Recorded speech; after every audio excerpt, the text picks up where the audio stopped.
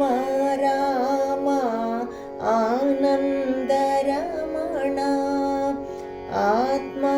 Ram आनन्दरमण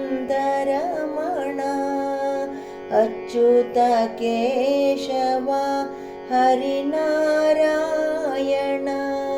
Achyut Keshava Harinarayan भवभयहरण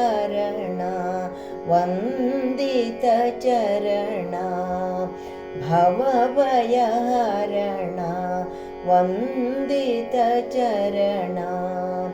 रघुकुलभूषण Rajivlochan